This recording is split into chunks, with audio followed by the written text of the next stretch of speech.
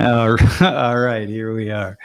And listen, hey, apologies about class yesterday and the audio. In the beginning of the semester, we always run into issues because the university does updates, especially in August. And Jeff and Darnisha did a test stream on Monday night, thinking like, okay, we're ready to rock and roll. And then Tuesday, things just fell apart. So, but we think we've resolved the problem, but we have a backup that will work and for tomorrow, and then we're going to make it happen. So anyway, apologies to that, but it was a good class. You haven't seen it yet, but Jeff's worked on it. He's going to upload it. It was fun. First day class. So, hey, so we have a really a fun, interesting, and a cool guest today, Peter Boghossian, and he and I are going to have a conversation, and I'm really looking forward to speaking with you. So, Peter, keep expectations low. Well, thanks for having me on, Sam. Thank you. Yeah, listen, man. Now I'm really, it's really nice to meet you. You know, hey, so you're in New York right now, doing yeah, at the moment. You can ask me anything you want. We can talk about anything you want. I've kind of talked about the grievance study stuff to death, but we can talk about anything you want. Anything you ask me, I'll answer truthfully, or I'll tell you I don't want to answer it. I couldn't imagine what would fall in the latter category. But yeah, I'm in New York now with Reed, and we're just had a couple events at the comedy show. We have a few more events, doing some street epistemology, living my best life. Listen, street epistemology, or in that one of those very first videos you did at PSU at Portland State. And the woman, I love it. It's like, well, wait, the street epistemology, but you're in a court, and you're like, all right, courtyard epistemology, whatever. Yeah, that was a great example of what happens to people who are ideologically captured, and they live in an echo chamber. They never hear any other points of view, and they become, I don't know, consumed by kind of righteous indignation and think everybody's an existential threat. Yeah, it's really quite fascinating. I mean, but that, I think that was the video that really sort of put you on the map in some ways. Am I right on that? I don't know. You mean for our YouTube channel? Yeah, tell me. Yeah, hey, so just say a few things about yourself. Like, you were teaching at Portland State, and like, when did you start putting videos up and that sort of thing? Well, let's see. I was heavily involved in the New Atheist movement. And then one thing led to another. As the old religion fell, the new religion came in, and the institutions became consumed by a kind of identitarian madness. And I published a hoax paper about the conceptual penis. Then I published this with colleagues. We published a series of hoax papers, Sokol-style hoax papers, which Sokol did in the late 90s with social text Alan Sokol from NYU.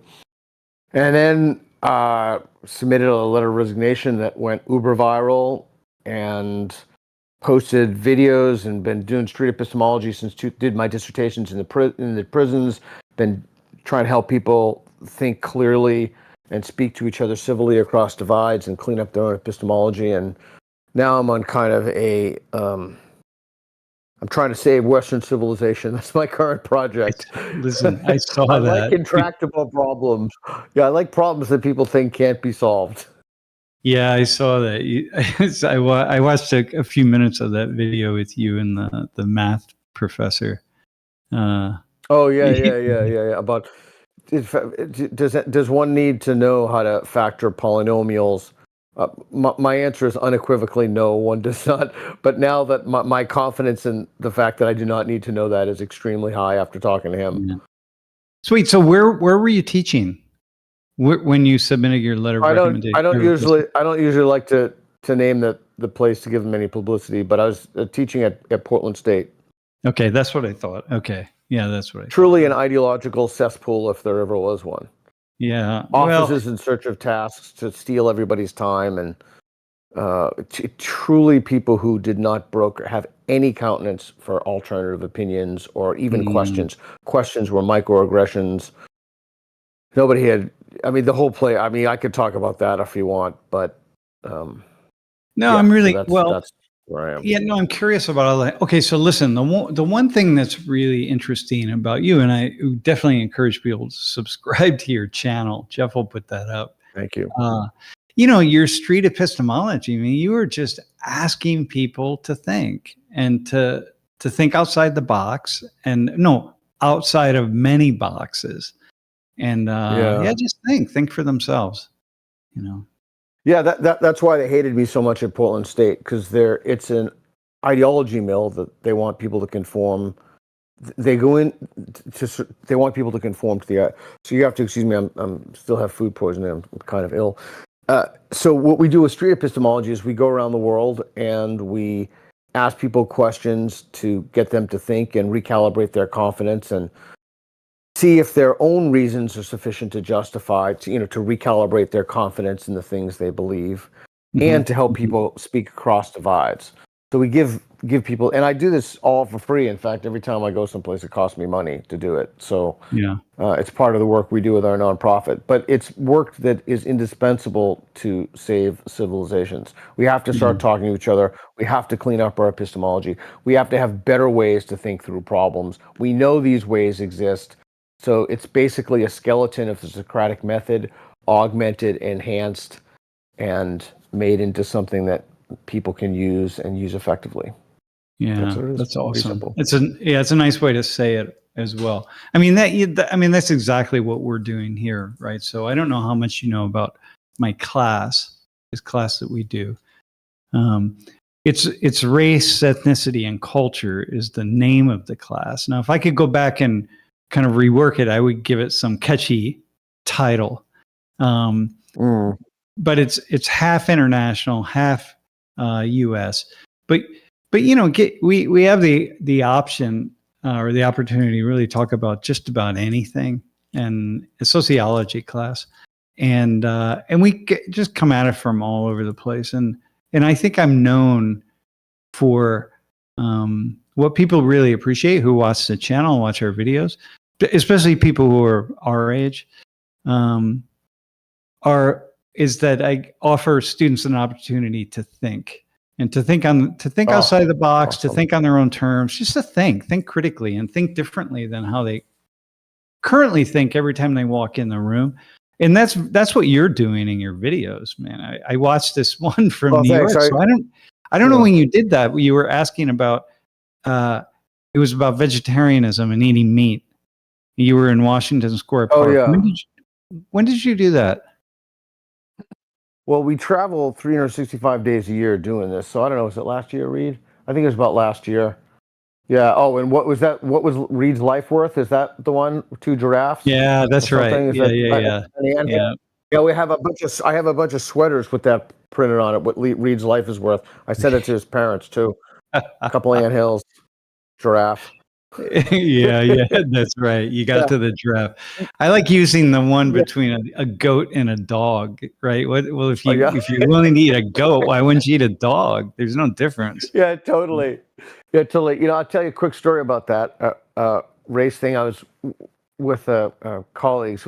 They had these yearly dinners. I never went because everybody hated me. But the one, I think either the penultimate or the last dinner that I went to, an individual in the class was teaching the philosophy of race. And I got to make sure, I don't want to be very specific about this, especially since I don't feel well. And this individual, I asked, have you published in this area? And this individual said no. And I said, well, what do you teach? And she said basically that race is a social construct. And I said, oh, well, I mean, how do you explain Tay-Sachs syndrome or sickle cell anemia? And my friend under the table, the only friend I had in the department, kicked my shin with great force. Yeah. And gave an incredibly stern look, like, you cannot ask this person this question because this person will bring you up on charges of harassment. So this is what happens at a dinner in the philosophy department. You cannot ask people questions. You can forget so there's, you can remove the power dynamic, right? So even asking, even challenging, or not even challenging, even questioning that normative assumption that was the bedrock of the discipline was an anathema to the way that people think about it at my former university. Yeah.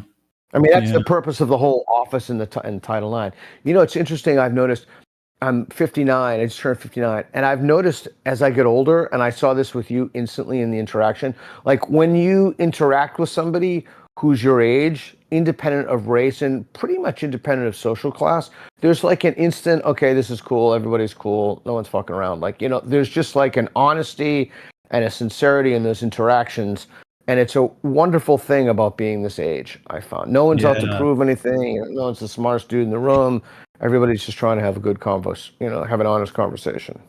Yeah, but especially by the time you get to your mid 50s, man. If you haven't done it by then, you're not going to do it. So you just accept your strata in life, and that's where you're at. And so just be who you are. Yeah, I hear that. Yeah, and I think that the longer one spends being insincere in one's life, the more difficult it will be to be sincere. You know, I just did an event at the Comedy Cellar here, and I asked people, it was a men's issue. I don't think we're talking enough about men's issues. And I really want to write this book, but my agent rejected it. She's rejected 5 of my last 5 proposals. And I really wanted to write this book.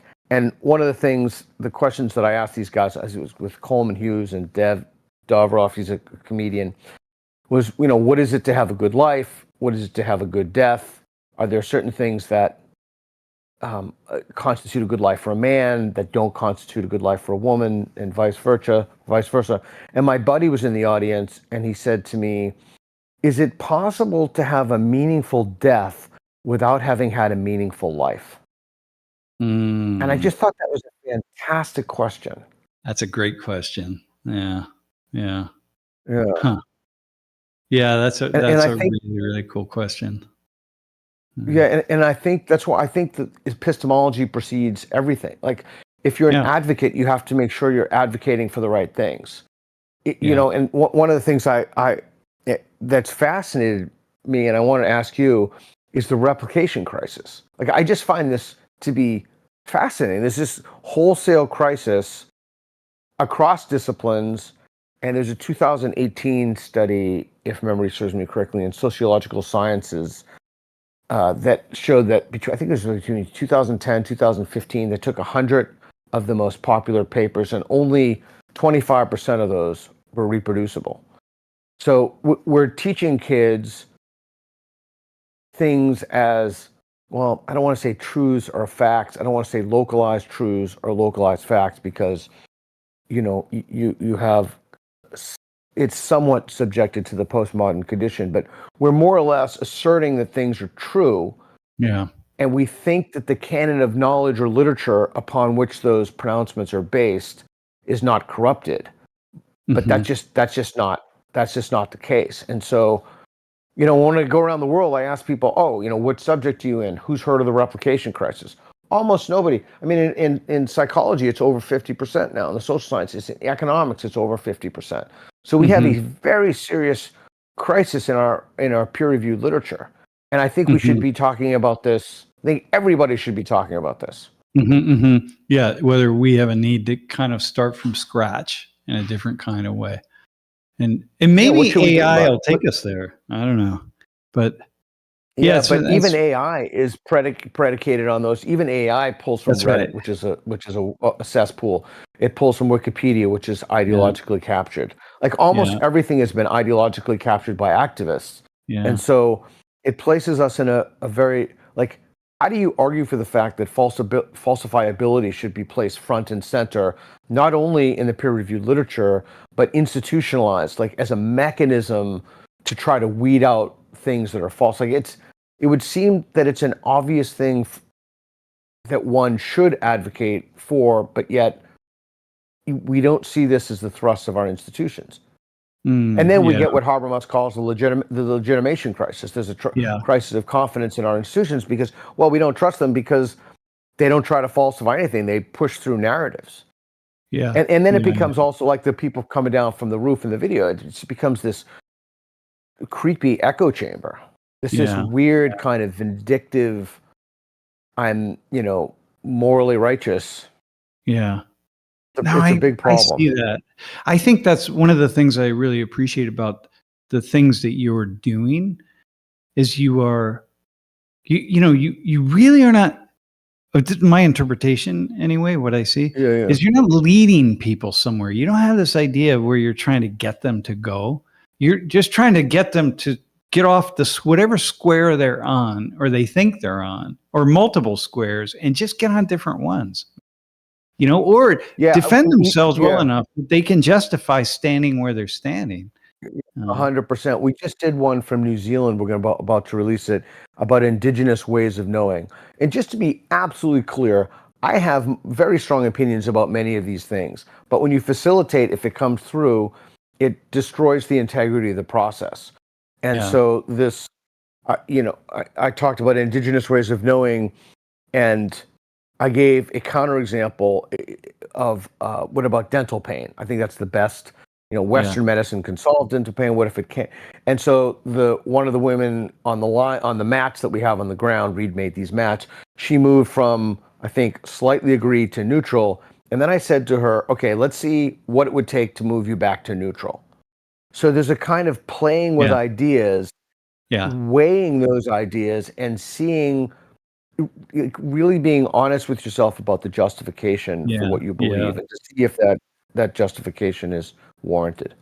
And I think that, for people like us who are doing these kinds of things, or have done, in your case, these kinds of things in the classroom. One thing I've discovered after a number of years of teaching is that I didn't move the needle at all with students. Very rarely. I might have thought that I did, but very little of what I said pushed them in some direction or another. So I may have had my ideas, and I often have my thoughts about how I wanted them to think, because, I was young and just kind of thinking that was in some ways my job, because I thought back in the day when I was younger, I thought I had some grasp on truth and understanding and knowledge and so on. But once I started realizing I wasn't having an impact, I said, well, why don't I just push them somewhere from wherever they are? Let me just push them away from that spot, and that'll be good enough. But I never knew, especially as I started teaching this large class. My class typically has 800 students.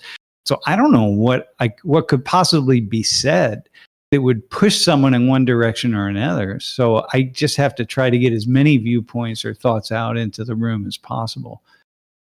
That would be one way to look at it. The other way would be to assign things, the bulk of things that don't comport with the moral orthodoxy or the dominant orthodoxy. Another one would be to think about pedagogically the way to facilitate those interactions such that you're nurturing the attitudinal dispositions that lead to the facilitation of belief revision. That's just a different way to think about the problem. How do you generate counterexamples? How is something falsified? Are there means of error correction preserved? What problem is one trying to solve? You can pull from Deutsch, you can pull from Popper, you can pull from various people. But it's looking at how do you nurture the attitudes and dispositions of people to help them revise their beliefs and formulate their beliefs on the basis of the best available evidence. And again, that's almost impossible if the whole thing you're predicating on in the first place is ideologically corrupt. So it's an incredibly difficult problem. Yeah, I'm with you. Well, like tomorrow, for example, I'm doing a class, and the class is called MAGA. That's it. It's just MAGA. Now, I'm really excited for it because first off, I'll have 4 volunteers in the front of the room. I have no idea what they're going to say, and I'll definitely find a couple that lean toward MAGA and a couple lean against MAGA. Maybe someone who's extreme in one way or the other, but probably not. Most of my students are, they're in the way it breaks out at Penn State anyway is 25% are really liberal, 25% are quite conservative, and then 50% are just sort of back and forth, and they don't know where they go. And I'm very surprised by that. Yeah. No, it's very it's a different world out here on the East Coast, man. So and a lot of the conservative students, in many classes, they often don't speak up because they feel like they're going to get pushed down. But of course that in some maybe at a place like Portland State that would happen, but here mostly it doesn't happen. It's like, look, speak up, man, say what you want to say. And that's so I have amazing. to pull it. Yeah, I have to really invite them in, but they know now kind of who I am, and they have a sense of it, that their perspective is not only welcome, it's necessary to really move the conversation forward. And so I'll do this class on MAGA. We'll just have a conversation. I mean, I'm just going to do what you do. I'll just ask a lot of questions, and I'm curious like a 3-year-old. I really have I don't care at all in any way, shape, or form what they say. But whatever they say, I'll just ask them questions to nudge them somewhere, kind of poke at them. And I'm just curious to hear what it is. Like, man, how are you all thinking about it? You know? Two things to play off of that. One, once they've been nudged a certain way, then ask them what would move them back. Yeah. Like what would be sufficient to, and the other thing is, I can't remember if Jordan Peterson emailed me this or said, I can't remember where, I saw it in this video, I can't remember, but when he gives a talk, what he does is he works out ideas to himself on stage. And I started doing that in around 2019, and it's worked out extraordinarily well for me. Like, I don't go up knowing the answer. I kind of think through the answer. Yeah. And I did one in for the Ramsay Center in Australia. I've done a few of those. And that seems to really resonate with people because it's also a modeling behavior. So you're modeling you're modeling it in real time. And so I think, given the corruption of peer review, given the fact that people have this kind of knee-jerk moral absolutism where they're certain, or they've probably overinflated their confidence to the warrant of the evidence, they need some kind of a model in which it's okay to say, I don't know. You're nudging them one way, then you nudge them another way. You're thinking about things in real time. So you're creating a genuine environment in which people can intellectually thrive within their classrooms. Yeah. I mean, that's just the way that I'm just. No, that's what it is. And I think I think that's very much how you and I are really similar. I think that you probably are, you've taught much smaller classes over the years, right? So you sort of cut your teeth on these 150 though. I used to teach one. Oh yeah. 150. Oh yeah. That's pretty big. Once you get over 120s, but then the cap kept increasing. But okay. But 800, once you get over 80, I've never taught an 800.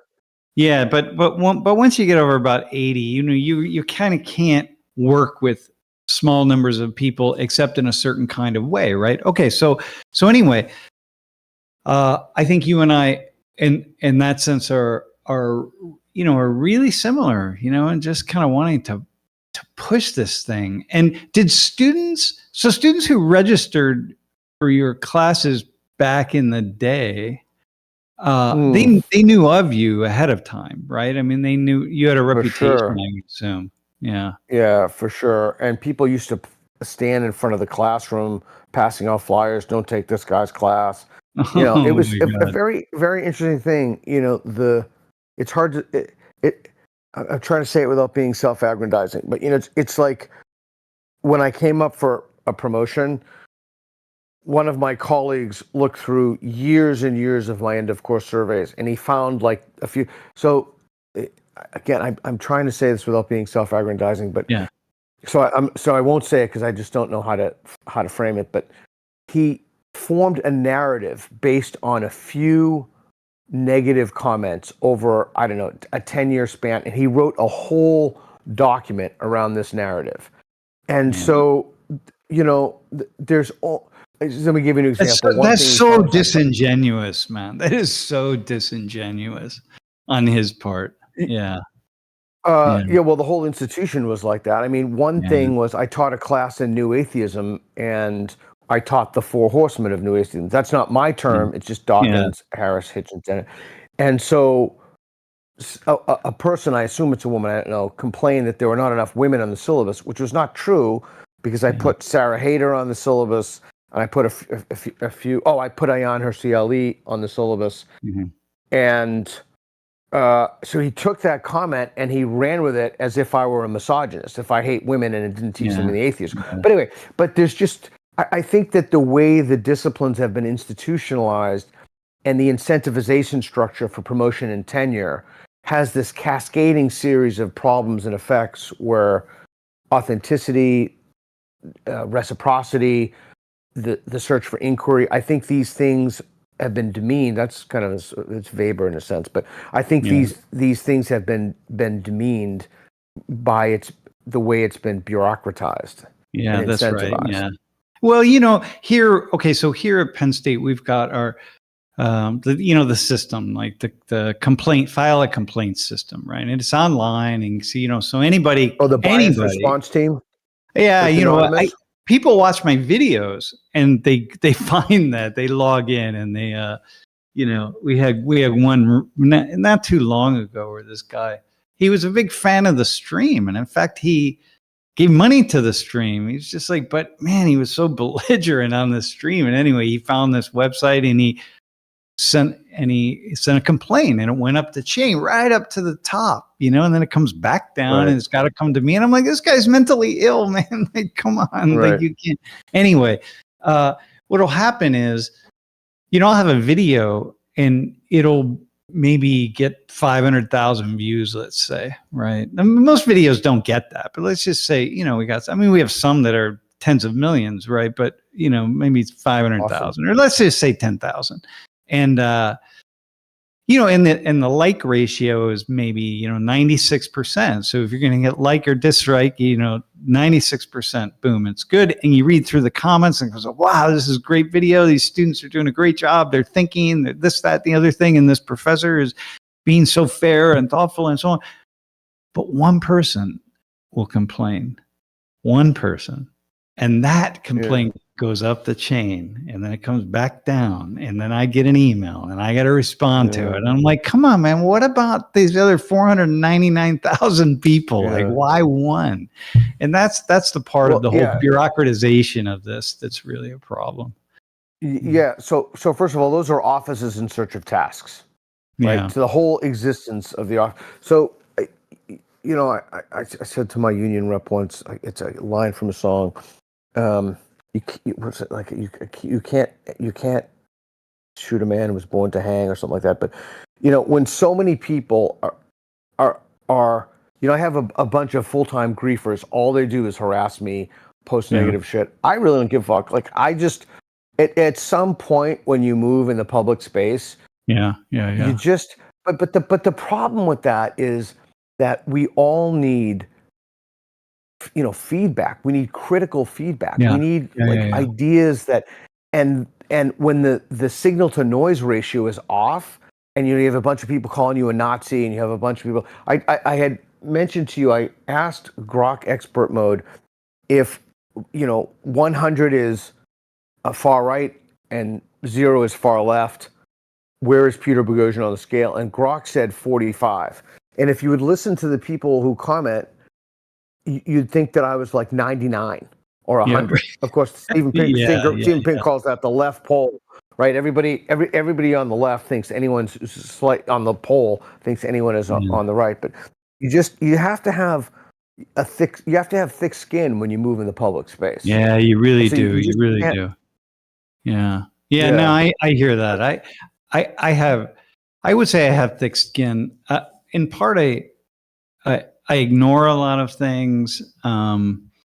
It's a little different for me, right? Because I'm in a classroom right now. I'm recording inside the classroom, right? So I have to get the trust of students. So I got to make sure, there've been a couple of, that one video at Portland State when you were outside and people were on the building, flipping you off and that kind of thing, right? Which is just really so unfortunate. It was such an interesting, you were being just so like, come on, man, talk to me. Like, let's go. Let's talk about this. You were doing what we should be doing at a university. But in any case, I cannot ever allow a student to look back. Well, I can allow it, but I don't want to, right? If they say something that's really off or wrong, or I can't correct them. directly, because then students in the classroom will get annoyed because like, hey, you made that person look really bad because they called, it would be like they called referred to Africa as a country, let's say, just to kind of accidentally even, right? And I'm like, okay, hang on. So I have to be really careful about that. I have to, regardless of what people say, even if they start talking and their lips are moving, but they're not saying anything because they just don't have a lot up here, but they're just trying to think through their words. I have to really pull them along and like really support them. And I do, I really do, because I realize that a lot of people who are talking in my videos are people who are just trying to think through this stuff, right? And so for me, it's a very delicate environment. And then, we really try to train people, not train, but, people watching the videos say, hey, come on, guys, these are 20-year-olds, man. Like you weren't as smart as you think you are now back when you were 20 years old. So what you're getting here is just sort of a slice of how college students on the East Coast anyway are thinking about these issues, right? So yeah, it's a very fine line to walk with that. Yeah, I think it, especially if people take your class wanting to prove you wrong or wanting to, one of the things I've learned from so many decades of teaching is that people don't ask a question because they want to know the answer. There could be tons of reasons they ask a question. Yeah. There's a hot girl in class, or they want to let you know that they know, or they want to impress her. I mean, so I think like one thing that I think postmodernism is good for is it teaches you about mediated discourse and the way people use words and language and why they say things, and it makes you aware of things that one might not on the axis of race or gender, although that could play somewhat of a role. But I'm really fortunate that I'm beholden to nobody now.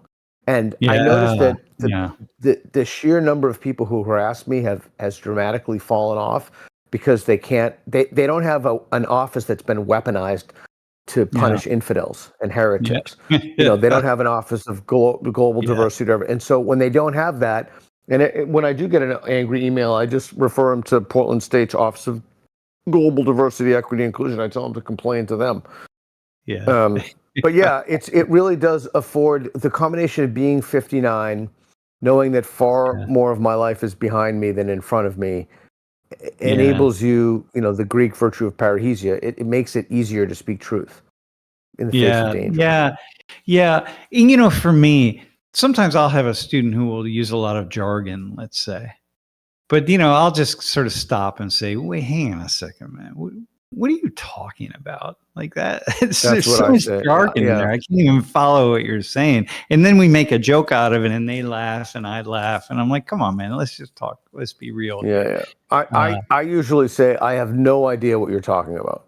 So I put it on myself. I have no idea what you're talking about. Yeah. And I can say that, but I have to say that if there's any inclination that I'm putting somebody down, because again, this is a live room, man, the students, they will stick up for one another and throw me under the bus. And that's a good thing, because what it does is it keeps me from being uppity, it keeps me being real, like, and really being a thoughtful parental type professor, who's really trying to do the best and not pushing my own agenda. Yeah. I think that's right. I think people don't grok authenticity fully. Like, authenticity doesn't mean saying anything that's on your mind. Like if you meet someone and you're like, oh man, I'd love to have sex with her, it doesn't mean you should vocalize every thought that you have. But it means you have to have some kind of discerning judgment about the things you say while being withholding the truth while speaking the truth. That's why I think, when you were talking before, I was thinking about, as long as you also have, coupled with everything, the willingness to change your mind or say, I don't know. Every time I teach or anything, whenever this treat epistemology or anything, they say, I don't know, it's a great answer. Like that's a great answer. Yeah, that's and right. So and I rarely ask questions. Yeah. I don't ask students questions that they don't have an answer to. You know, it's like that one in Washington Square. You're asking people to stand around in a circle about eating meat or have plant-based diet or whatever. It's like everyone has an answer to this question, man. You can say, I don't know, meaning like, I haven't really thought about this. Well, then think about it and go. Because if you either eat meat or you don't, so why or why not? You know, so Yeah, I don't ask it's people just- questions they gotta have some kind of answer to. So it's very much like you. That's what you're doing, you know. Yeah, I think it's disturbing to me. I just had a conversation with a guy who's an English philosopher when I was in Budapest, and he makes the argument that it's an ethical duty to eat meat. Now, that's totally insane to me. But anyway, I had him on the show, and what I mean, I eat meat, but I'm under no illusions about, you know. I mean, there's some ghastly stuff that goes on there. Yeah.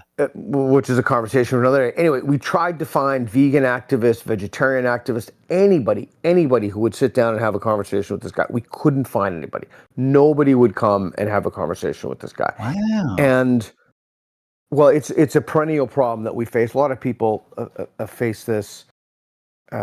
And you know, the thing that we've been trying to find, I really want to have a conversation that, you know, Karen Armstrong writes about the word apologist. You know, it's not the same like an apologia. I'm trying to find people who are Islamic apologists to have a conversation about Islam with me. Mm-hmm. And I think we have 2 bites so far, but I found that it's very difficult to find people with whom you have substantive disagreements who are qualified. You know, you can't find a random person on the street, you know, an academic appointment or a bunch of books or peer-reviewed articles or something.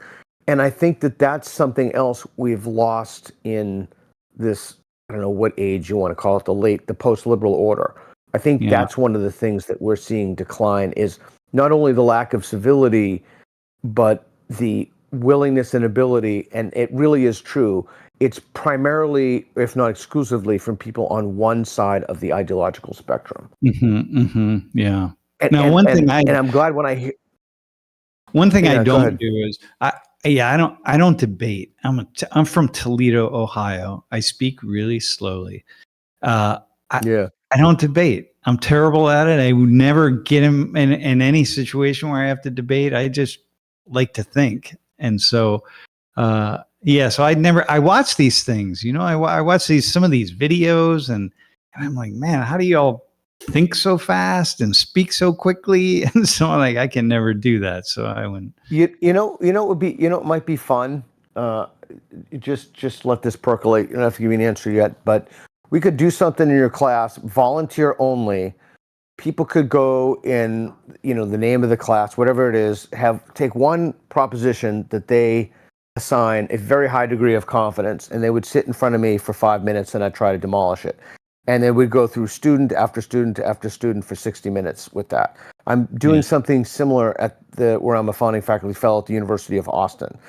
We're confining that to religious beliefs. I'm an atheist, but so that should be interesting. But if that's something that interests you and you feel that you can't do it yourself, I'm more than happy to do it for you. And it wouldn't be compulsory; it would be volunteer only. So if people want to have for sure their beliefs about sociology, all right, let's think I'm about more than that. happy to do that. Everything is volunteer at my end. In fact, you know, here's something that'd be interesting to you. I'm going to think about that actually.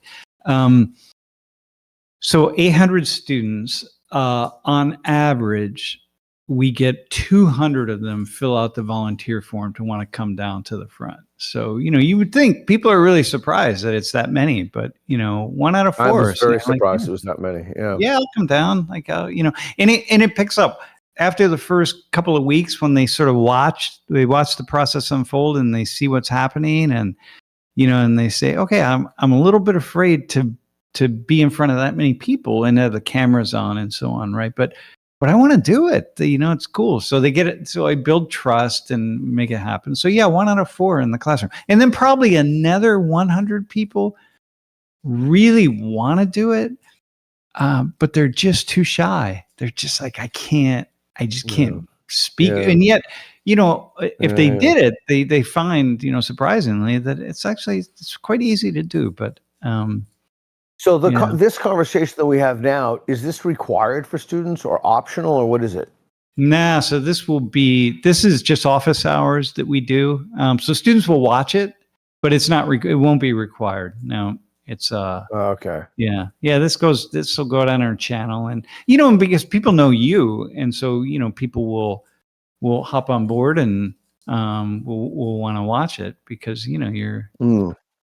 I think, because what I'm seeing again with with these videos that you're posting is, like, as I'm watching, I'm wanting to, I'm challenging myself to say, like, wait, Awesome. how do I know? Like, how do I know that what I think about this was, of course, I don't. Like, I'm confused on a regular basis. I wake up one day and I think this way, and the next day I think that It's way. a sign of wisdom, my friend. That's a sign of wisdom, Sam. Yeah. Listen, man, I am like, yeah, it's quite and I think in my particular case, students see that, but they must have seen that with you, right? So you had a few people protesting outside of your class, but you get 120, 150 or more students in it. Are they taking it because they want the experience, or they want the spectacle of seeing the experience of people talking? Like, what? I think many of them took it because they knew that there were no sacred cows. Yeah, cool. And I was going after everything. It was Yeah. raised earth for every belief anybody could give me. And I remember when we went back to Portland, Reed and I do almost everything together, with the keyword being almost. We went back to Portland and we were recording, and someone walked by and said, "Hey, we love your work." And then someone else walked by, like, 2 minutes later, "Fuck you, Peter Boghossian." Should have asked to fucking swear on the show, but it elicits strong response. So, I never know when people come up to me and say, "Hey, thanks for that. That was cool." I never know how many people are, like, seething who don't come up to me. Because you only see the people who come up to you. And I was physically run out of Portland. I can't prove they're Antifa, but I strongly suggest that they're Antifa. They surrounded me. They wanted to beat me up, which is another story in and of itself. So I ended up leaving Portland. Actually, the main reason I left Portland was because I got stuck by the homeless tax bill by Multnomah County.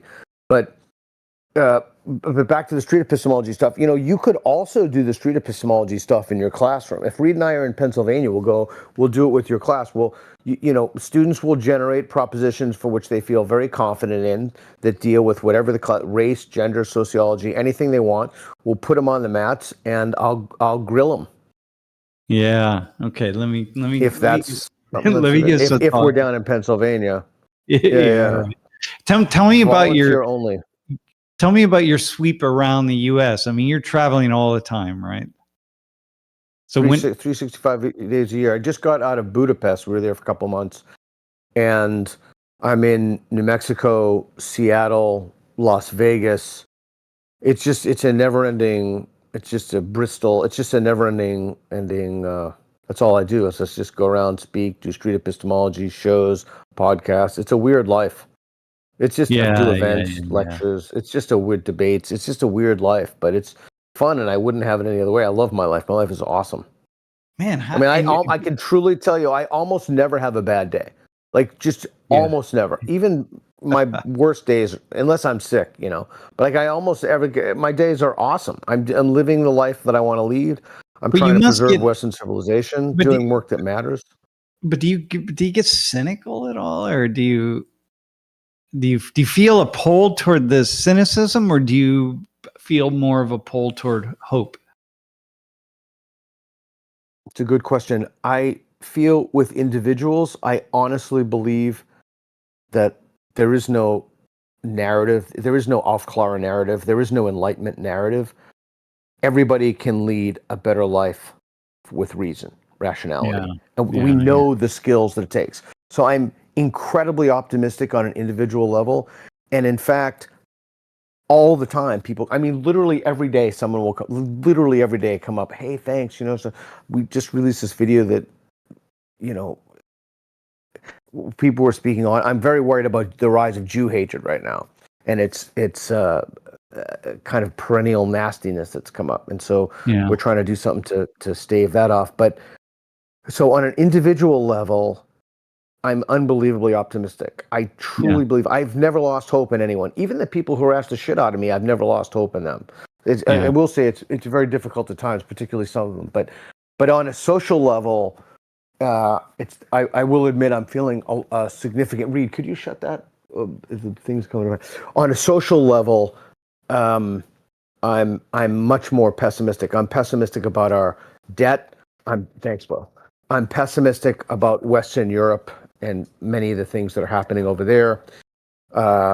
I'm pessimistic.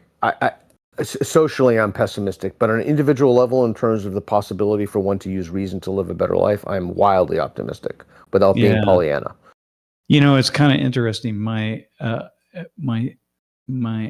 astrology charts me as this guy who's very pessimistic, who hates people, who loves people. I love humanity, but I don't like people. Right? So in a way, it's just the opposite. I have a lot of hope for humanity. I really like the ideas of life itself is good, but individuals, I'd rather just be in my office doing my thing, you know. And well, that's a good thing, is that you with your channel and your reach, you're able to do that, and you're able to have those kind of conversations. So I try to think about it in terms of moving the needle. The problem is that there are so many variables at play that it's hard to know what actually moves the needle, because the landscape is so vast, and the problems are so multifactorial and entrenched. So let me ask you this: what are you? Anything? I'm watching all of this debate kind of stuff and argumentation on YouTube, and it's just all over. People coming in and going after each other and so on. Like, what do you? That just feels like it's taking us down a really dark path. I don't. Do you have a similar thought on that, or do you think it's because it doesn't feel like these people aren't? They're not interested in people really changing their minds. They're just interested in trying to look smart, you know, and get subscribers or views or whatever. Yeah, that's the problem with the debate. The problem with the debate is that it shuts down the idea that you should revise your belief if you're wrong, or you have to kind of stick to your guns to win. So you have to make changing your mind a virtue, or change the win condition. But I do think debates have their place. They kind of show although maybe not in a couple of years with AI, maybe it'd be like chess moves, you know, the chess masters. Why watch the old chess masters when you can watch AI? But I do think they have their place. I do think there's a kind virtue in what Stephen Covey says in Seven Habits of Highly Effective People, kind of sharpening the saw, kind of. But overall, I think we're far better off to have fireside chats and conversations where people just like this, just talking, and they just say, "Hey, this is what I think about this. What do you think?" And then you work through ideas. So that's the other thing. I think that anytime somebody, I don't want to say this in an academic way, but it's hard not to, like, they inflate their confidence beyond the warrant of the evidence. We have all these people so certain about things. And the stakes are just too high for that now. You know? Yeah, that's right. Yeah. No, I think the comment that you made about you're too busy trying to save life on Earth, you know. Yeah, man. I hear you. I feel similarly. And for me, it's just, well, I'm just doing my own tiny little piece of it, but I don't have and I get this sense is true for you. I mean, I watch you, I can see, you know, through your work that you're not trying to come off as smarter than the next person. You're just trying to push people, you know, trying to make them smarter, right? It feels like. If that's the goal. And I mean, I'm telling you, I have no desire whatsoever to like be the smartest guy in the room. I just don't give a shit about that. I do have a desire to be the best jiu-jitsu guy in the room, which is my final remaining item on my bucket list. But until I just, you know, that's the thing when I started telling you is, you know, so I used to go to these events when I lived in Oregon. It was like this monthly gathering of philosophers. And I got to tell you, man, all the jockeying, all the like, I'm smart. I just couldn't take it a second. And I was just so struck by when you go from that to when you like move in pretty high levels in the public space. I do events with Dawkins and we're hanging out, or Shermer, or all these, like whoever, Schellenbergers, all. So it's like, when I was a kid, I didn't know why all the actors knew each other who weren't even in the same films. Now I'm like, all my friends, I almost have no friends who don't move in the public space anymore.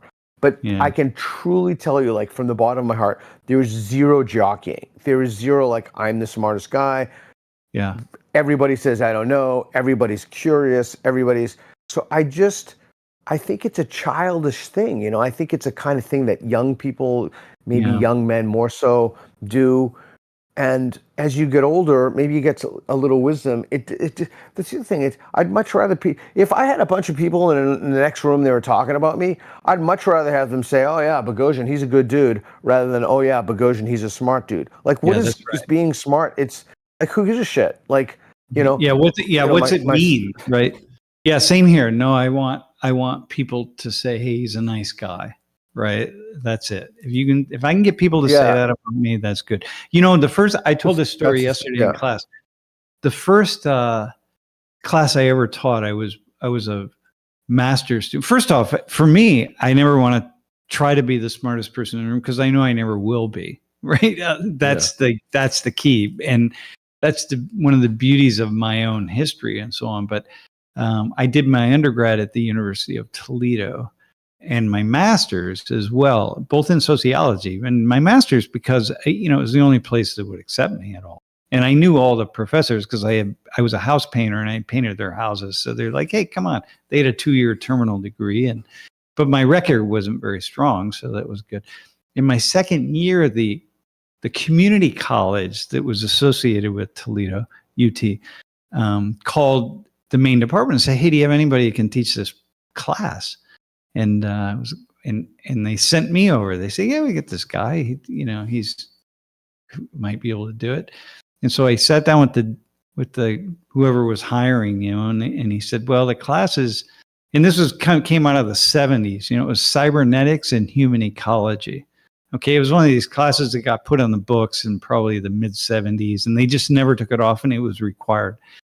And I had a class on human ecology, but I still didn't really understand what it was. It was a graduate course, and I still didn't really comprehend it. But again, my brain was just forming in a way. I was 24 years old, and but cybernetics, I didn't have any idea. And I mean, now I would just look it up really fast and be like, oh, okay, got it. Had no idea. So I said to the guy, I said, listen, can I think about it for a couple of days? I thought, well, I'll go to the library and at least look up cybernetics, And the guy said, man, you got 10 minutes, man. The class is meeting down the hall. You got to decide right now. So I said, to hell with it. And I went down the hall and I walked in a room of about 60 people, maybe 70. And there's a lot of folks. And the first words out of my mouth were, hi, I'm Sam. I'm the instructor. Does anyone know what cybernetics is? Because I don't have any idea. And they looked at me and nobody did. And I said, yeah, well, okay, well, we're here. So you have to take the course. And they just hired me to teach it. They paid me like $2,000, I think, or $1,500 or something for the 10-week course. I said, we'll figure it out, So I started my teaching career like that, by the first words out of my mouth saying, I don't have any idea what the subject matter is. That's awesome. And you ended it like that too. Yeah. And I'm still like that. Yeah. So it really sort of set the tone in a way for my entire life as a teacher, that I never felt like I had to know, because I could always just say, look, I don't have any idea. We'll work it out, The fact is, these days, I'm a generalist very much, and I study the entire world. So these days, I do have little factoids of things that are kind of interesting, But then I have to be careful not to just keep dropping them out into the room, so it looks like I think that I know something, when in fact I'm just trying to figure everything out, just like everybody else. But that's my history. And again, it was no. Go ahead. No, you go. If I interrupted you, go ahead.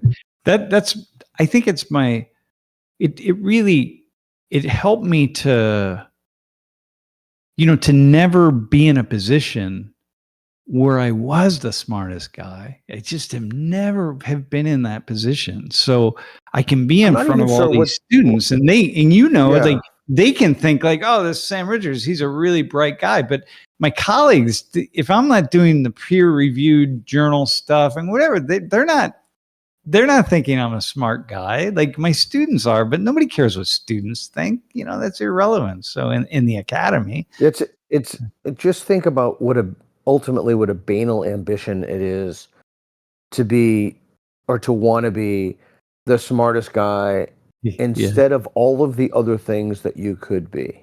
Instead of being a kind person, instead of being a compassionate person, instead of being a decent, instead of being, a dependable friend. I mean, I guess there's just a point where you're just pretty much smart enough, and then you just don't give a shit anymore. Yeah. Like I don't know. It makes me immediately suspect of people who have that ambition. And that's different from an educational ambition, or they want to learn, or they want to know. But there's also a kind of, showing it off. Yeah, that's right. There's a kind of like, and then one of the tools for that is to protect the fact, like there's a slack between intelligence and showing people that you know things. And when you don't know things, you have to make up that slack through obfuscation, through making up words but the smartest people, if you disabuse yourself of the notion that you have to be the smartest guy in the room, you can actually have a conversation in which people understand you and you understand them, and they know you for who you are, as opposed to somebody bullshitting them or somebody making shit up. And that creates a culture in which people are pretending to know things they know. It's really a social toxin, and a toxin to one's to a life of virtue, to try to be the smartest person in the room. Hey, who gives a shit if you're the smartest person in the room? No, listen, nobody cares. The vast majority of the human population doesn't give a damn. And then, one of the things for me is growing up in the working class, right? Because the people I grew up with would say, hey, listen, man, can you rewire an outlet? How smart are you? You can't do that. Yeah. You change the oil in your car. Can you even do that? Like, how smart can you be? Like, what the hell? What kind of value does it have? Can you fix all these other things around your house? No. Like, if you can't do that, then like whatever, it doesn't mean anything to me. So people that I grew up with and came of age with, who really looked down on these really kind of slick, fast talking academics, who are full of hot air, and so there was a certain period of time, maybe like a couple years in my graduate studies, that I tried to do that. I sort of saw them, and I looked around and said, okay, I guess I got to try to do that. I got to think faster. That's what you do in grad school. You have grad speak. You have they want to show that you have to be credentialed to get the that's part of I think that's part of the grad school experience. And I guess my issue with that is, I understand why that would be part of the culture, but that comes at the expense of clarity, which comes at the expense of you might not actually know what you're talking about, unless you're using a word for the very specific, kind of like the Klingons use. I don't know if you know the Star Trek reference, but the way they have all these, let's say they're a fictional race in a science fiction show, they have all these words for war, etc. And so I guess if you're using the most exact or precise word that you can, but even then, like, really take a look at just like who of the smartest people in the world who have influenced multiple domains of thought. These people aren't speaking like graduate students. They're just speaking plain language. That's right. Also, they have one discipline, like Dawkins, for example, springs to mind, and then they're well read in other disciplines. They have their intellectual tentacles all over the place, and so again, nobody's trying to prove anything. And so I think that. What I find is that the folks who really are the kinds of thinkers and people who I'm drawn to are the ones who lean more toward wisdom than intellect, and they always have a lot of things Dan going on. Was like that. They're artists, they're musicians, they're doing something, right? Some kind of, they're like extreme athletes in some way or whatever. They always have other things going on. So their talents. They're well-rounded, and the talents that they have are directed in a lot of different different areas. See, I'm glad you said that, because I think that's so important. I think it's really important to cultivate a physical virtue. Yeah. I think it's really important it has to be some physical virtue. It's probably important to play a musical instrument in some sense. It's probably important to speak another language well in some way. But I think it's really important to have some physical excellence that you develop. And I cut people a lot of slack if they have a physical excellence, like, I don't know, flamenco dance or whatever, but they do that at the expense of some intellectual pursuits. I think that's kind of the Spartan, the ancient Greek notion of, you want to pursue virtues in different domains, and certainly cognitive and intellectual pursuits are maybe indispensable for a good life, but certainly important. But we often overlook, and we have a kind of radical egalitarianism in the society, and we've either disparaged physical excellence, or we've overlooked it as we don't even use the word virtue anymore. Really, it's kind of an obsolete word, unfortunately. Yeah.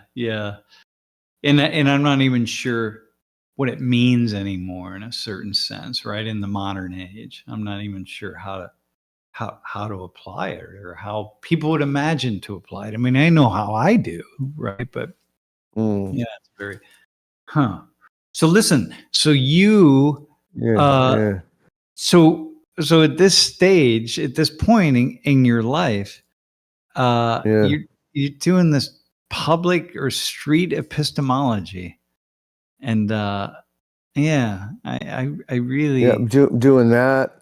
I'm really trying to move the needle on giving people tools to civilly converse with each other and clean up their epistemology and think about issues. And I'm going back to New Zealand to do that with the Maori, and hopefully we're trying to set some things up to do it with TAG people. We just got our I did my dissertations in the prisons, as I said, and we just got our program rejected from one of the prisons.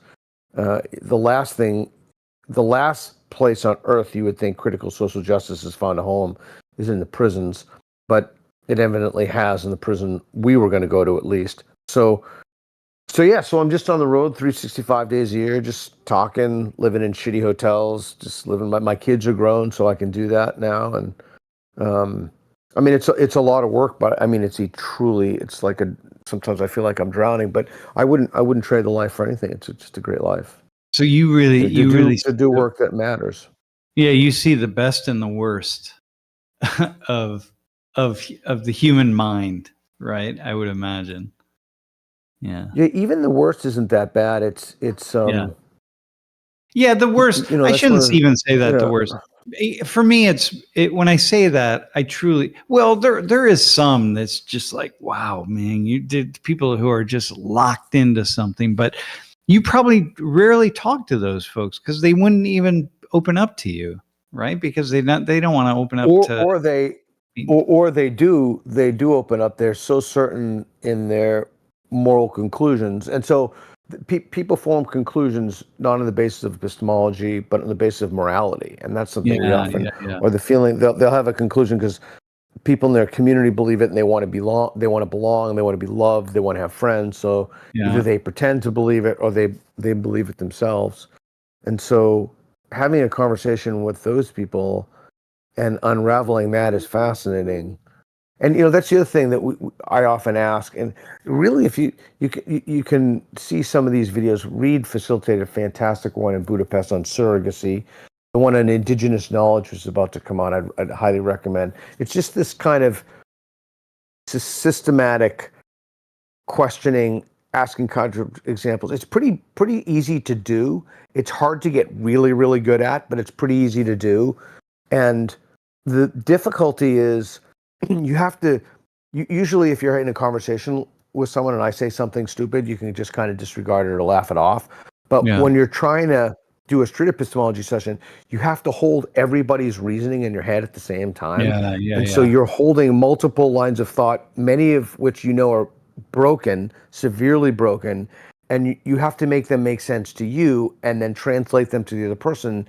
And they have to be coherent enough so that if something comes in, if an objection or a counterexample or a data point or something comes in, the person will have the ability to decrease their confidence in the proposition and perhaps move a mat from strongly agreed to agree.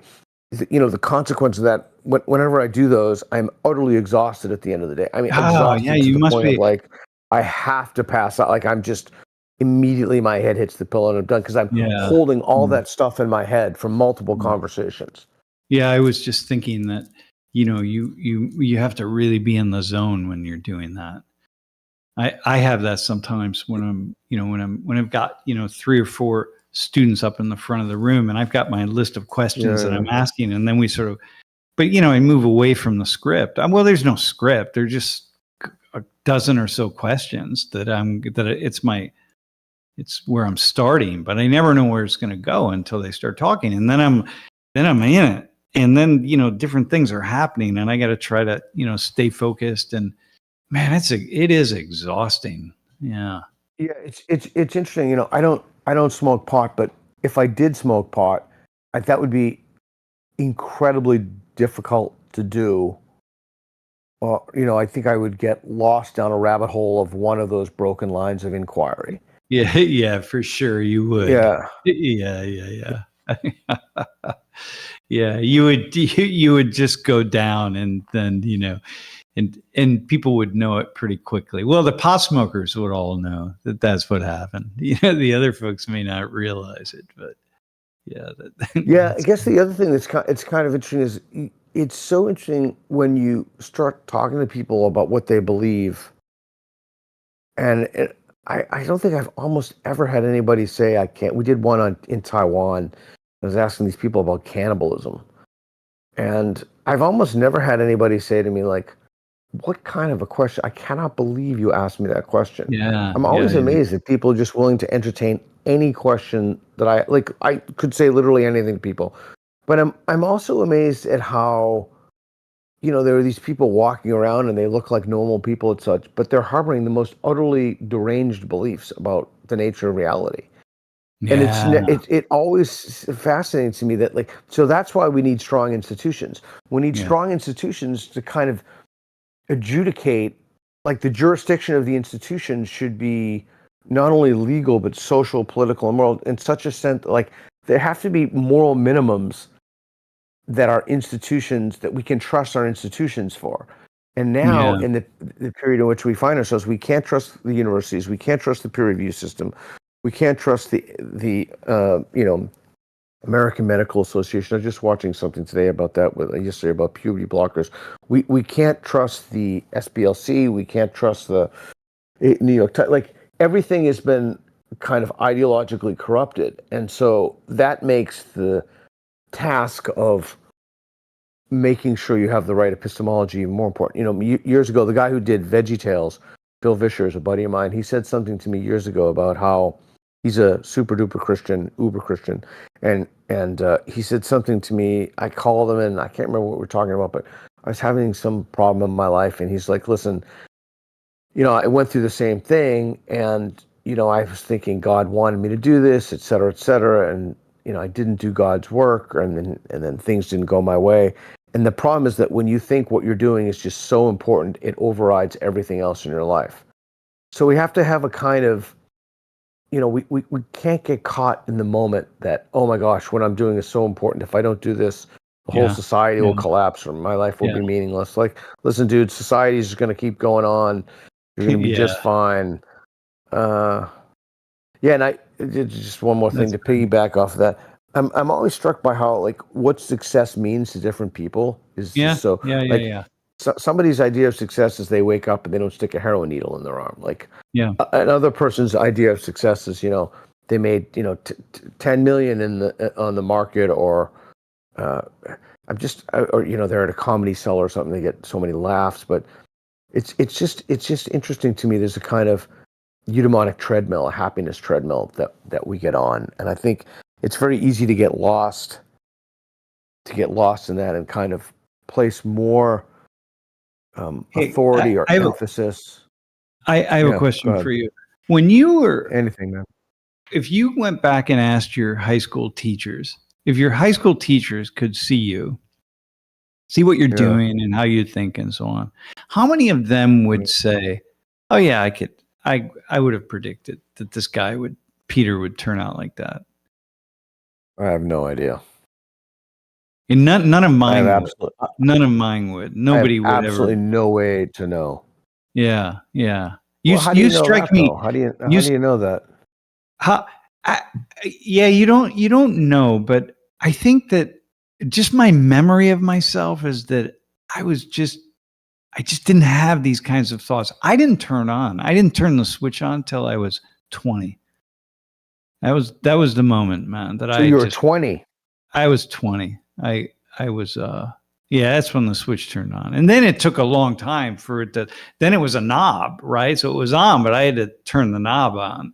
And it was for a long time, man. It was hard to move that thing because my brain, I didn't have a lot going on. Now, I was a voracious reader. I used to skip class in high school, let's say, and I would go hide in the library and I would read books. And, I wasn't a learner. I wasn't a thinker. Yeah, you strike me as somebody who probably in high school you were already thinking outside the box. I was definitely in the box. Maybe not. Yeah, maybe not. I don't know. I played a lot of Dungeons and Dragons. I don't know. I don't know what my high school teachers would have thought of me. God, it was just such a different age back then as well. It was just such a different time. Yeah. I'm struck, I used to live in New York and I'm back in New York now for about a month, and I'm just so struck by how different it is. It's just so much more, Pinker's the better angels of our nature. It's just so much less, I used to live on the Lower East Side between A and B, and that whole neighborhood has cleaned itself up. Technology plays much more of a role now, and it's just thinking of this Heideggerian conception of it kind of being manifesting itself in the age of technology.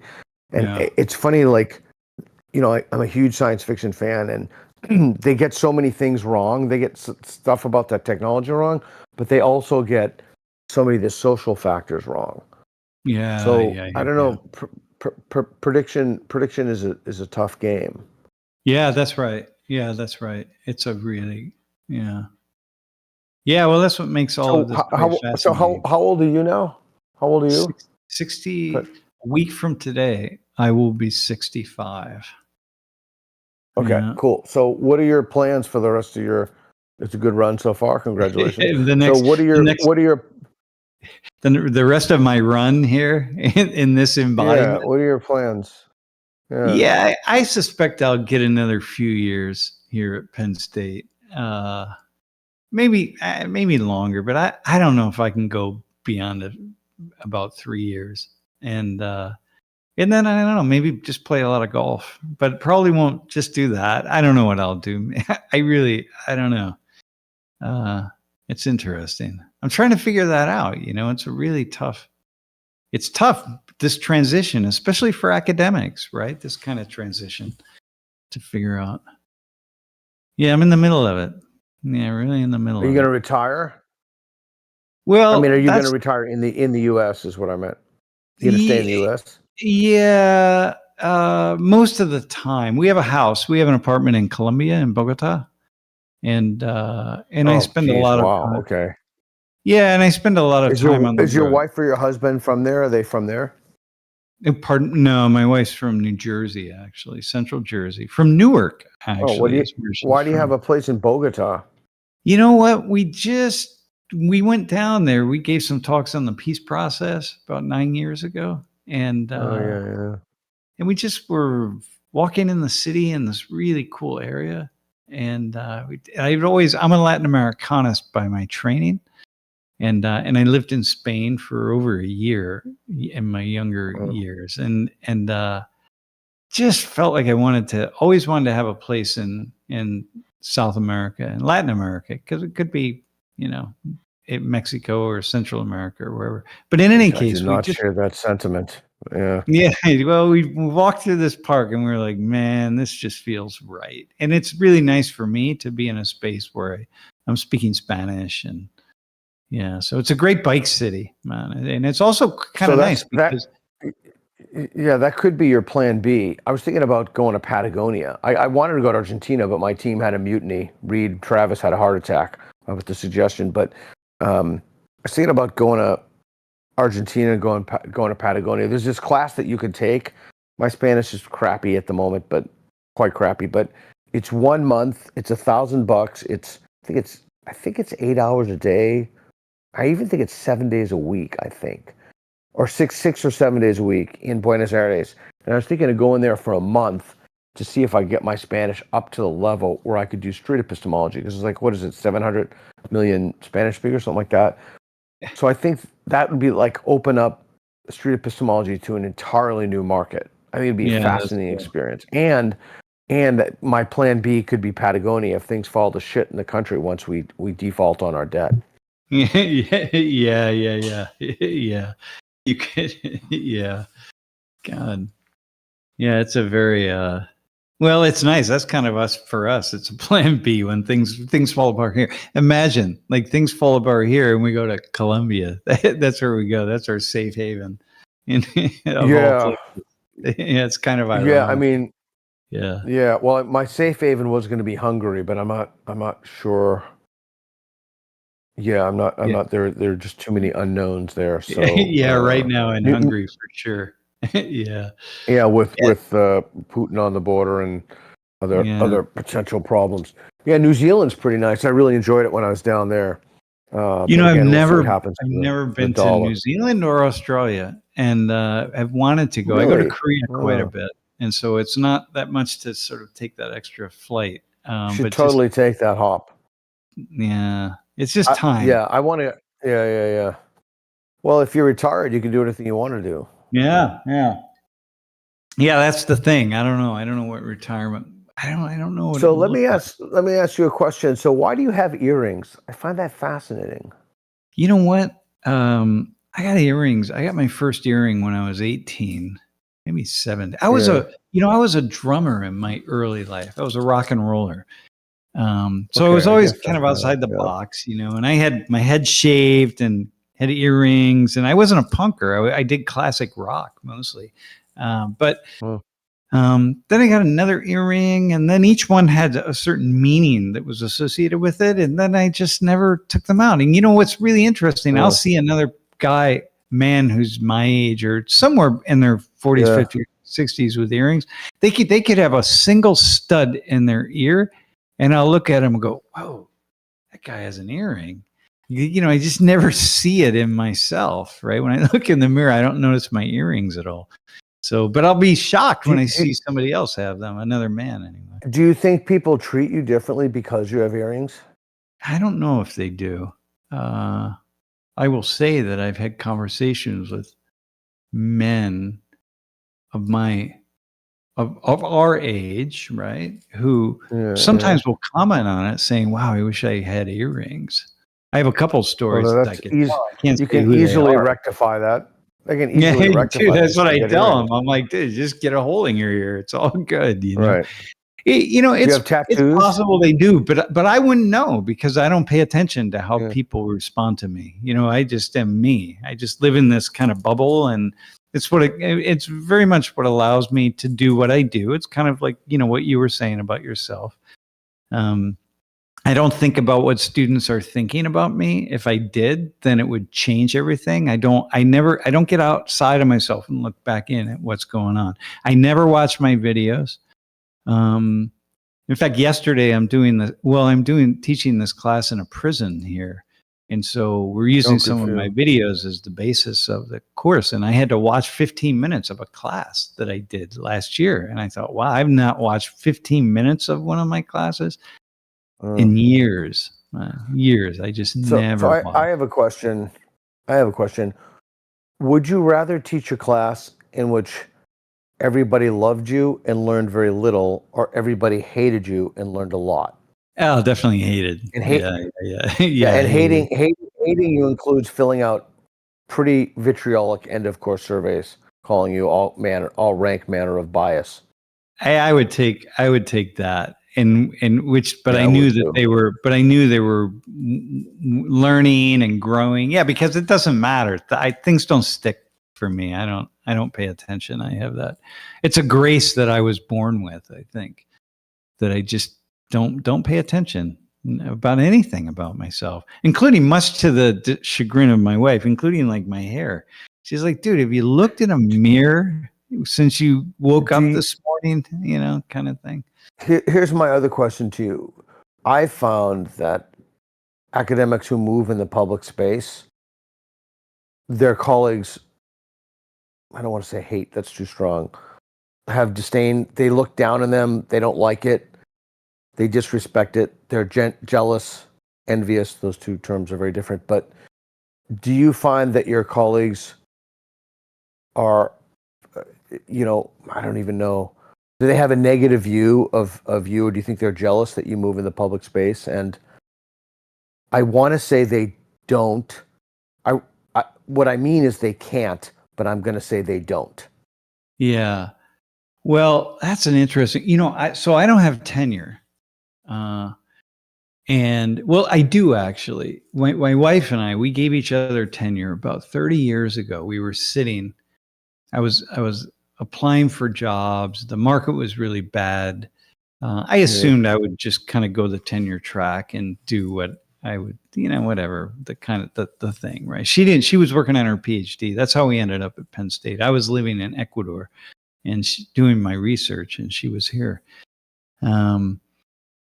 And then the market was bad, and what happened for me was I wrote my dissertation as a manuscript. I studied the Catholic Church and liberation theology in Latin America, and I was really interested. You're in the perfect place, yeah. Yeah, I was fascinated with, like, what are these priests and these theologians, priests, nuns, the religious folks in the Catholic Church? They were all talking about all these great things that were happening to, implement the Gospels in a new way, right? And to really mobilize communities and stop using the church as a tool of persecution and institutional power, but actually treat people as the way Jesus would want to treat people. Focus on the poor, focus on uplifting people or helping people to uplift themselves. So it was a very cool movement, and that started in the 60s and 70s.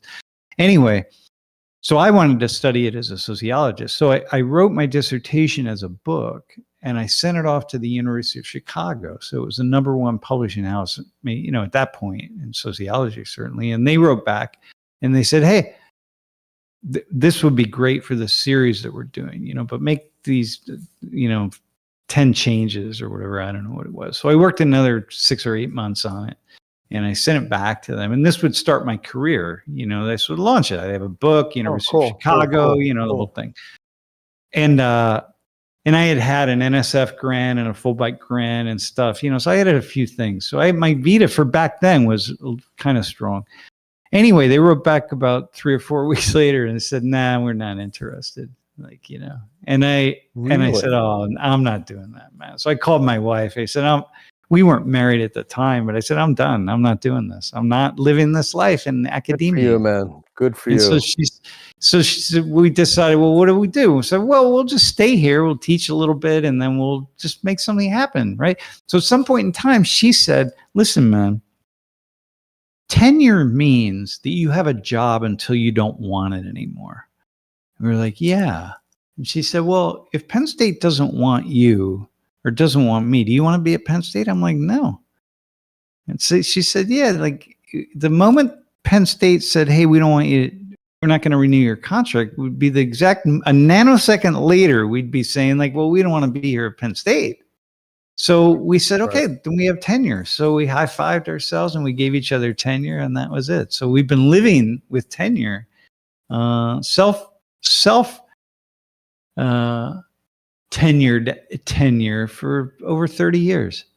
And that's lovely. we did some sabbaticals. Each time we go on sabbatical, we thought we'd come back, and we'd put our stuff in storage, and we'd say, okay, we'll find a different job, and we never did. And so, here we are. Like, that's kind of it. So anyway, colleagues, So I do everything I do without tenure. And I've got an amazing, an immense amount of support from the administration, like up I'm to the top. shocked by that. Yeah, They they really, really very support. financially savvy. Yeah, That's what that tells me. They're not as ideologically, like their ideological motivations are overridden by financial motivations. That's what that tells me. Those are people you can work with. They are also really, the key people have been very supportive of critical thinking and the importance of that in a classroom. And I'm like shocked by that. Yeah, no, the few times when it's really been tested, they were from the president on down has said, not our current president, because I don't know her, but the presidents on down have just said no. Well, also my class is the most, well, hang on. They would never make it at Portland State. They would never make it at Portland State. Like 2 seconds. Yeah, I'm sure I wouldn't. But yeah, here it's different. Oh, they wouldn't. So it sounds like you're in a great environment. How does it do? Yeah, it's a really good environment. But going back to your question about colleagues, I don't know. I don't know what people, people watch my videos, they watch shorts, they watch, people take my videos and they do commentary on them, right? And then they do clickbait titles and stuff. So I know that I have lots of colleagues who are watching videos with clickbait titles. And then it looks like I'm saying one thing and I may be saying another, and maybe they don't even watch the video. They just look at the title. They're not our clickbait titles. We don't do that, right? But I don't have a sense of it. If I had to guess, I'd say probably have enemies and probably have friends. And I don't pay attention. Probably means you're doing something right. Yeah. And the enemies, they wouldn't be enemies if they knew me. But they don't. I mean, you know how it is, right? If people, I'm this guy that I'm like, look, if you know me, you would really like me because I would like you. So I live my life like that, So I don't have a sense of that. My guess is also a lot of people have the idea, I'm sure, that I'm trying to promote myself, and I'm actually not. We just started putting cameras in the room and did it. I didn't pay attention to how many people. I don't pay attention to how many people are watching. Not much about the views we get. All that kind of stuff. Like I don't pay attention. Is this being live streamed? Are we live streamed? Yeah, we're live streaming right now. Yeah. We have 34 people. What are the? There's 34 people watching right now. But that's from around the world. Those are big numbers. It's not very many. 34 people. No, but what after are they saying, these 34 people? Yeah, but listen, when we get done, then the video goes up and then people start watching, right? And so my curious, class, what are they saying? Do they have any questions? People are saying lots of things. Well, they talk to each other. They're talking to each other. There's like they're talking about all sorts of stuff. I don't know. You got the UK here. We have somebody watching from a kibbutz in Israel, Jenny Lee Stevens from the UK. I'm looking at some of these. So we have somebody from Argentina, by the way, who was on a little bit. I love Argentina. That's where we're going to go. Yeah. We got big steaks Mr. down there. Sheedy from the Netherlands is on. So, you got a lot of stuff, man. Yeah. So anyway, cool. So office, and then I can't talk too much longer because I have to do a Substack actually at 4:45, so I can't talk. All right. Well, listen. No, I think we're done. We usually go about an hour and a half, so I think we're good. So listen, man. Really nice meeting you. Really nice talking to you. Cool. Thanks, Sam. Appreciate it. Yeah. At some point, let's definitely meet in person. Let's do something. Yeah, I appreciate it. Yeah, I'd love that. And if we're in Pennsylvania, we're more than happy to do street epistemology with your class, and you can give us the claims for the reading that week, and we can kind of explore people's thoughts on the subjects, and it'd be super fun. And it's a very, I don't know, it just makes me feel great when I know that there's an educator like you doing what you're doing, trying to help people think, trying to help people just be citizens, responsible citizens. That's fantastic. Yeah. So thanks for what you're doing. I appreciate that. Yeah, it's also really fun to see you out there doing your thing. So yeah, it's great. Cool. All right, man. So listen, thanks for responding. Thanks, man. We appreciate it. Well. Yeah, good luck. Thank you. Feel better. I appreciate it. All right. Hope to see you in Pennsylvania. Right on. All right, sounds good. Thanks, man.